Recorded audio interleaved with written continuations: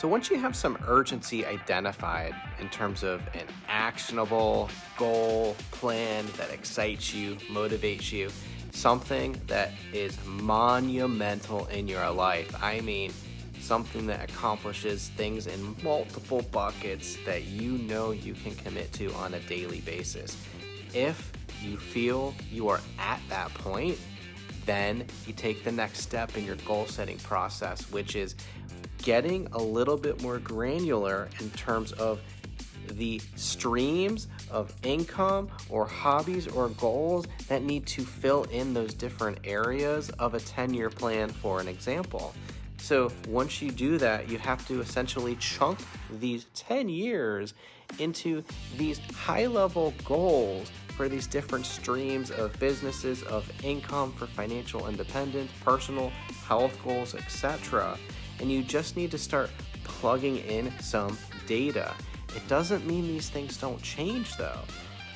Just as a forewarning, sometimes we get overwhelmed saying, am I just designing an entire life and never going to revisit these goals?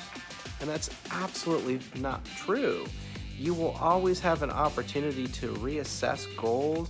Things will constantly change. And the intent of setting these lifetime goals and chunking out these different pockets isn't to ensure or guarantee that those exact things happen. It's to get you to create the momentum and develop the actions, and I've said this before, the micro daily activities to move you in those directions. Because here's the reality. If you move towards those directions, one of two things will happen. You will be reassured, reaffirmed that that business goal, that health goal, that spiritual goal is the right move. In the same vein, when you go towards that goal or towards that direction, you may also identify other opportunities, if you have that abundance mindset, that may be in your periphery. It could be a business that you're connected to for an investment you're doing. It could be a business that's tied to a health goal that you're doing.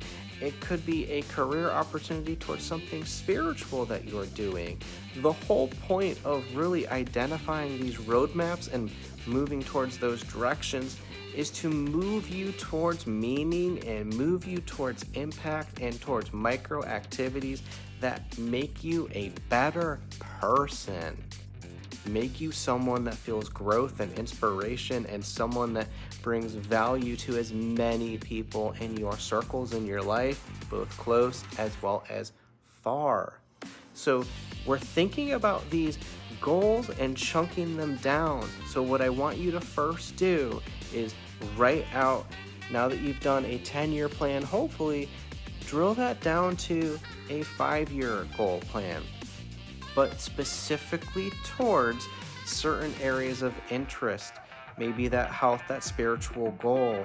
Try to get granular. You want to have A, B, C things done, accomplished, completed, owned, purchased, created, whatever word, adjective, statement you need to make. That's what you need to write down. Write these down for these 5-year goals. Think about all the things that have changed for perspective in the past 5 years of your life. Think of how much change has happened in different areas of your life over 5-year spans. You could reinvent yourself. You went through entire high school periods of your life, or college parts of your life, or grad school, doctorate, or careers, and how much did you evolve in careers from entry level to senior leadership or some form of management, or maybe you were working with teams, or you were project managing activities, or how much changes with kids if you're at home with your kids and watching how much they grow and they evolve and how you had to learn and adapt. So think of 5-year goals in the same frame. You can do a lot. Go big, think big, try to accomplish and go for big things. Urgency, remember that. Then you chunk that down further to 3-year goals. Then you think about, okay, now I know what I want in 5. That's why you did 5 first, by the way. Then you have to chunk that down further and say, what can I do in the first 3? Start doing the same activities. Think about what are the meaningful goals or the streams of income or the spirituality or the health goals or the personal hobbies or the big things that bring you meaning, the things that bring you excitement, the things you wake up to every day. You say, this is what I want to do. This is what I'm meant to be. This is what I'm meant to have. This is who I want to be with. This is who I want to become.